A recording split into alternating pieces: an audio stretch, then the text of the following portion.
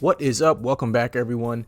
I recently set up a new stream of income through using crypto that was on Binance Smart Chain, and I wanted to continue spreading my crypto funds around in order to create more passive income while still holding, onto the asset, so that my money is not just sitting there. It's bringing some money back into me every week or every month or whatever. And as I've been kind of diversifying my cash flow crypto portfolio, so to speak, I decided, hey, why don't I show other people what I do in this regard, so that maybe other people might be interested in doing this as well. And maybe one of these methods will be something that you'll be interested in. So this video will cover, well, as you can see on the screen right here, BlockFi. I don't necessarily know, it's not staking, it's not yield farming, so I don't know exactly what category to put it under. So I'll just put it by itself. BlockFi will be one category. Staking will be another. Decentralized finance, yield farming, that'll be another. So yeah, I'll cover a few different topics in this video, and just watch and see if one of these interests you, or if this is something that you want to maybe try out on your own. The first one that I'm going to show you is BlockFi, and just as a background, I started BlockFi, I don't know, sometime last year in 2020. It's decent. Let me just log in real quick, and then we can talk. I'll talk more about it. So right now in here, as you know, BlockFi offers different interest rates depending on the different assets.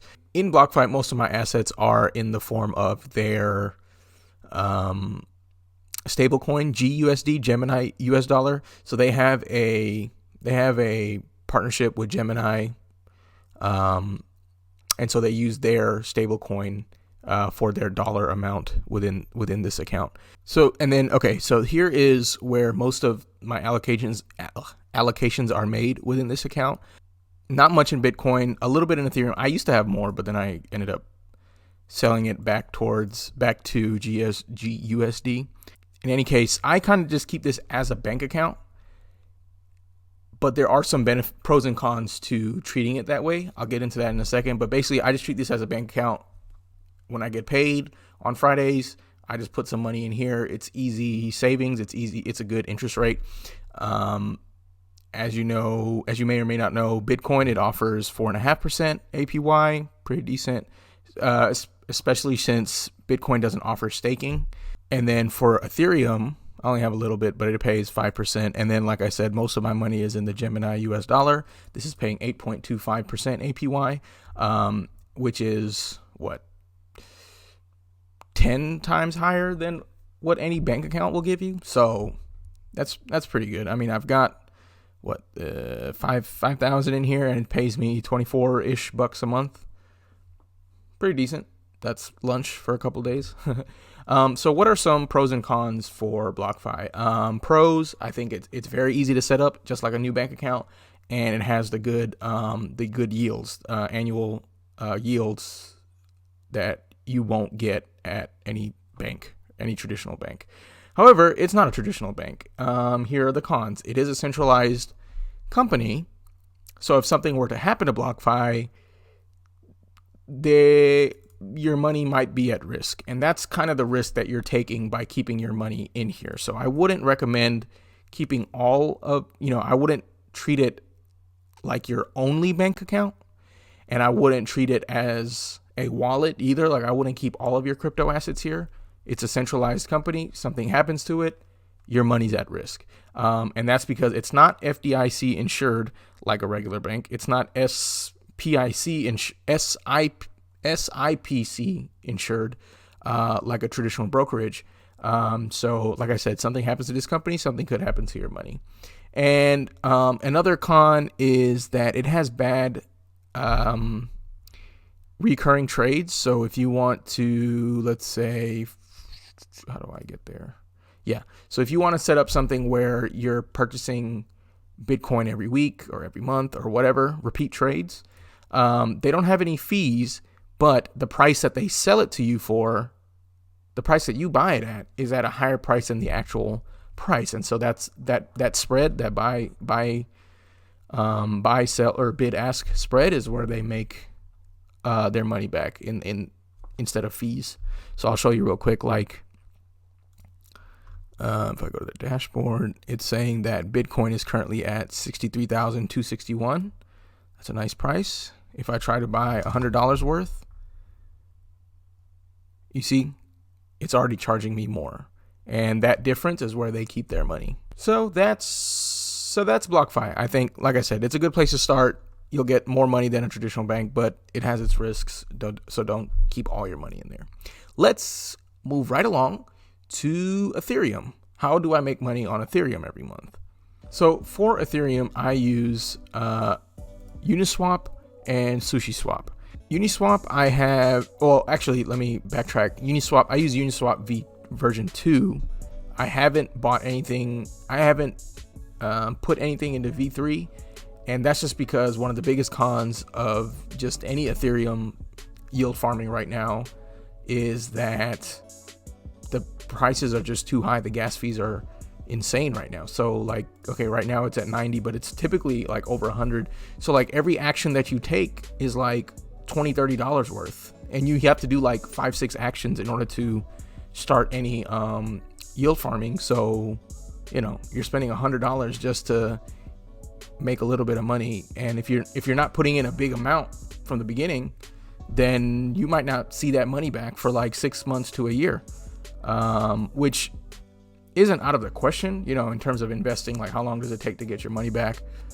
But there's just so many there are so many other options out there that I don't think that that's worth it. In my opinion, I don't think that's worth it.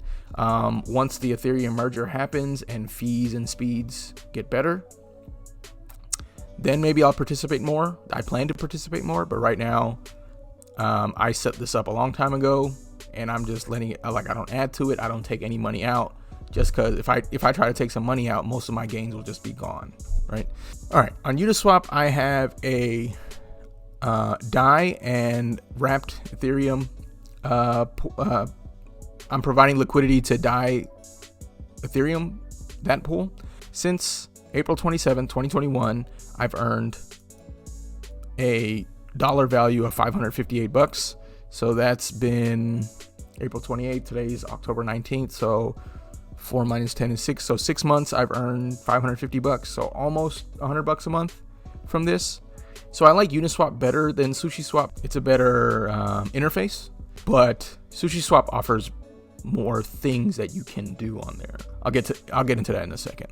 And then like UniSwap and SushiSwap this is another pro for it, is that it's two of the probably most used decentralized exchanges. So there's a lot of support out there, like on Reddit and other websites, on like what you need to do in order to get set up, you know, YouTube even.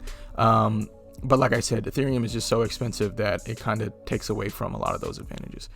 Yeah, this is what I've earned, I guess, since I've had it. So that's good money, but like I said, I can't really touch it, or at least I choose not to touch it.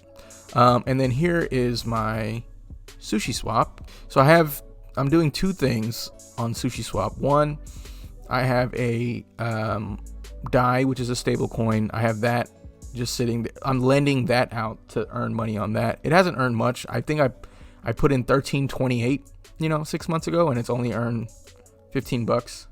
If I take the money out, I'm gonna lose all that profit and probably eat into like the money that I put in at the beginning. So I'm just keeping it in there. Whatever, it's $1,300. And then if I come to liquidity pool, here I have a Link ETH pool that I'm provided liquidity to. This one hasn't earned that much. I have a piece of paper here where I keep my stats and I check in about once a month or so. Back on, but I haven't updated this since June, so 4 months ago. In 4 months, I've earned 18 Link, but I've also lost 0.12 ETH. I don't feel like doing the math to see if I'm at a profit or not, because like I said, I'm not touching my Ethereum stuff right now. The reason the Ethereum went down is because of something called impermanent loss, and it becomes permanent once I take money out of it. So basically, the way liquidity providing you make money is like because I have money in Link ETH, when someone trades between Link or ETH, I get a little bit of money off of that. But because the values of those different coins change and there's different volumes of people purchasing one over the other, one has to go down while the other one goes up. And so at some point, because the prices of each asset is also changing, you could lose money just by having it in there. It's kind of like an opportunity cost that you lose. It gets more technical than that. I don't understand. Like I said, I don't really care to understand it too much more than that. I just know that it's a thing, and that loss becomes permanent basically when you take your money out. So pros and cons of SushiSwap and UniSwap. Like I said, they're the most popular dexes, so you'll find a lot of support. Cons: Ethereum is just very expensive. So while the UniSwap interface is better than SushiSwap, I think that the SushiSwap application, you can just do more stuff on it. They give you more options for more decentralized finance functions on here. Moving along to Cardano now. I do Cardano staking with the Yoroi wallet, and in here with Cardano in general, they pay out their staking rewards every 5 days, and every 5 days I get about 10 to 14 ADA paid out, and with the current price of $2 something, and you get paid every 5 days. So a month, let's say it has 30 days, you get paid 6 times a month. So it ends up being a little over $100 a month that I'm making here. After the Alonzo upgrade, the Yoroi wallet actually lost some functionalities. There used to be a calendar down here that would show you like your earnings over time and everything. That's gone now. Apparently they're working on getting all the functionality back in. There was a time when my total rewards wasn't even showing up, so I think they're working on it. But yeah, as you can see, you get paid every 5 days, so that's cool. Pros of Cardano staking, specifically with this Yoroi wallet, it offers hardware wallet support, so there's extra security there. The thing I like about staking is that there's no work involved. You just set it once and you forget it. It works for you. There's nothing you have to do. It's not like, it's not like Bitcoin mining or any type of crypto mining where you have to keep your computer on. You got to keep paying your electricity bills, all that sort of stuff. This is just all over the internet. Right now, I put this under the pros section. It's offering over 6%. Yield per year. So if you wanted to do $10,000 for the year, you'd be earning $50 a month, $600 a year, something like that. Not bad, I think. 6%. That's why I put it in the advantages column. And the fees are very cheap. This entire thing for me to set up cost me probably less than $5 to move from. I had it in Bittrex, I think. From moving it from there into my hardware wallet and Yoroi wallet, they connect somehow. It was very cheap to set up, so that was nice. Cons, like I mentioned before, it lost some features after the Alonzo upgrade, but I think they're working on getting it fixed. And lastly, I want to talk about PancakeSwap, or like the Binance Smart Chain in general. This is the whole reason I even wanted to make this video, because I just set this up, I believe, last Wednesday, and I collected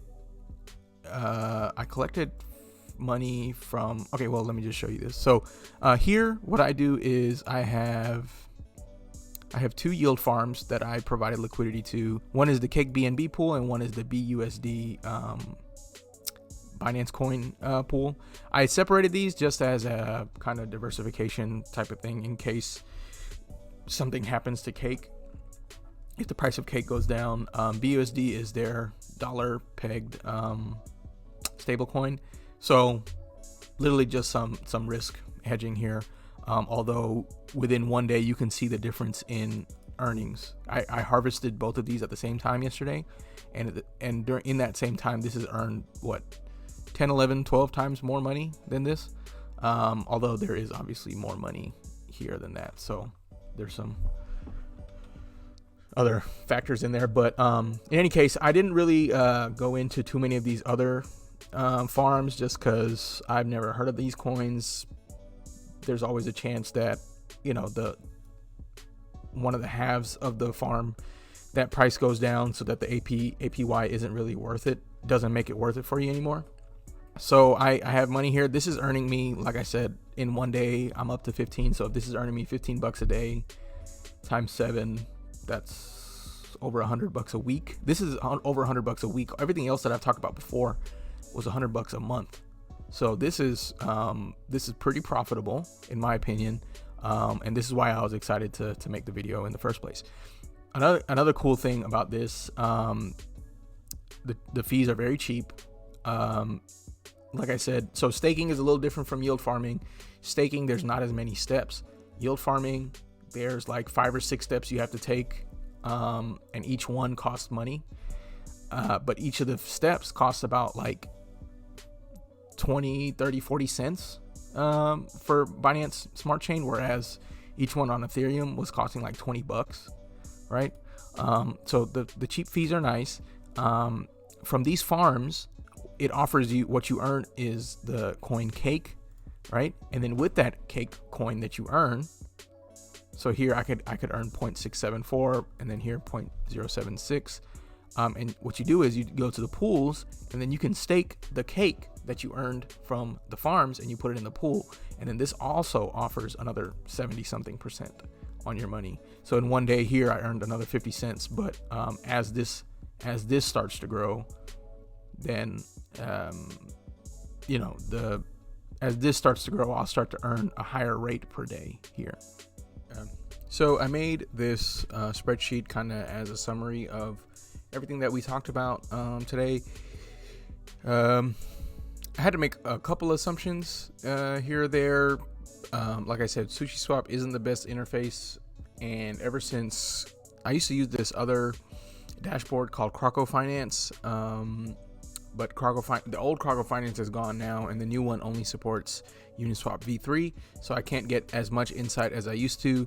So I kind of had to guess for this monthly return.